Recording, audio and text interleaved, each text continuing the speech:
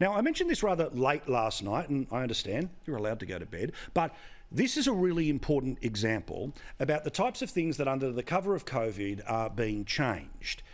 And in Victoria, they decided to change a whole bunch of things to do with your rights as a parent or grandparent in terms of being able to step in on your child being able to change gender. This was all under the cover, apparently, of making sure that gay conversion therapy was being banned. But the fine print was worth talking about.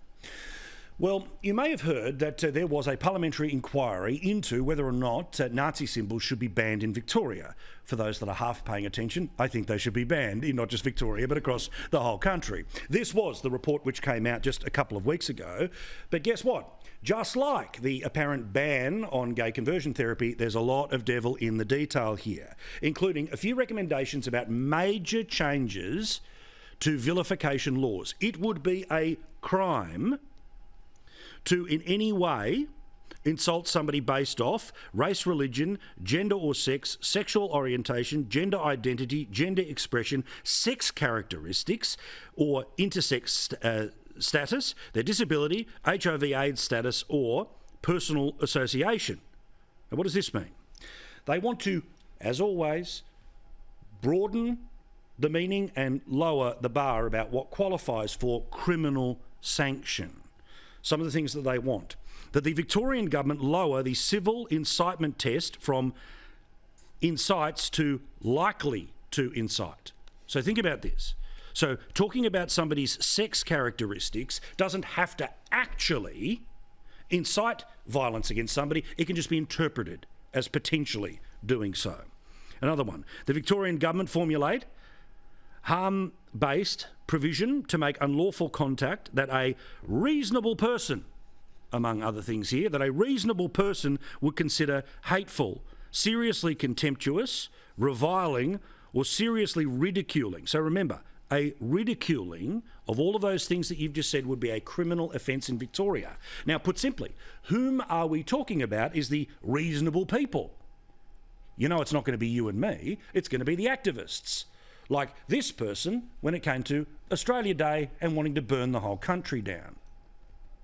We've organised this to abolish Australia Day because Australia. Australia hasn't burned to the ground.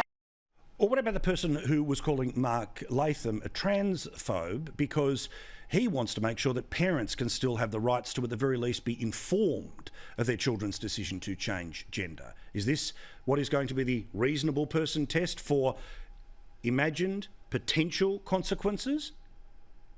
How dare you sit there and try to oversee the rolling back of our rights, rolling them back by decades, trying to attack the most vulnerable people in our society, transgender young people who've already got it tough enough. You are nothing but a thug and a bigot who doesn't represent anyone but yourself, a tiny minority of bigots in this society. The vast majority of people want our schools to be inclusive spaces. You are not going to get away with this. This bill is not going to pass. You are dreaming if you think you can attack the rights of teachers, if you think you can attack counsellors, if you think you can attack trans youth.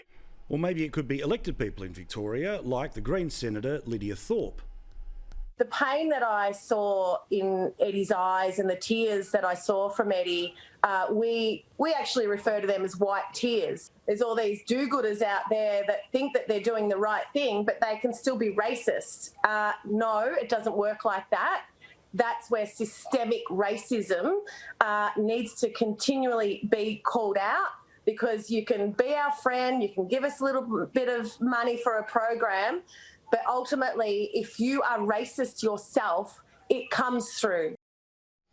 So this is something that is under active consideration by the Victorian government. They have shown before that under the cover of something we would all agree needs to be banned, there's a lot of other things that can fall in there.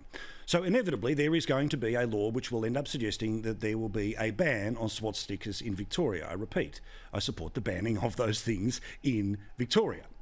But when the devil in the detail is going to add a whole collection of new groups who will be able to file criminal sanctions against people not for inciting hatred, but the potential inciting of hatred as defined by a reasonable person who will of course only be an activist, there's going to be some big issues ahead in Victoria. So I'm calling this out right now, because you know how this is going to be packaged.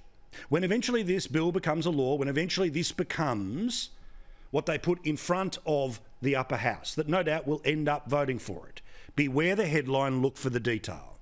Because all of us, while we would all agree that we must have robust protections to make sure that any version of an Australian is not insulted, that we do not create an ability for people to wipe out people they simply disagree with for potential things like ridiculing of, among other things, your sex characteristics.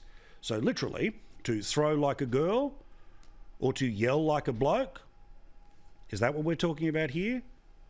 You know that those words are currently being banned by, among others, our watch, via what's happening at the moment in the federal government and its changes to sex discrimination things, because it's one of the 54 recommendations that we absolutely had to change after the women's marches of the past few weeks. The devil is always in the detail, and I'm calling it out right now. And thank goodness for David Limbrick, who is the Liberal Democrats' upper house MP in Victoria, because he brought this to our attention.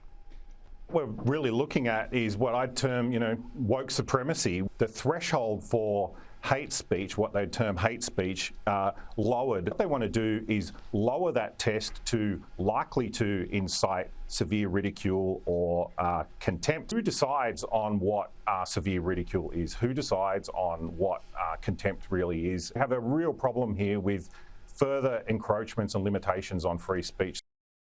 I look forward to everything you've just heard in the past 5 minutes being twisted, turned, pulled apart and taken out of context.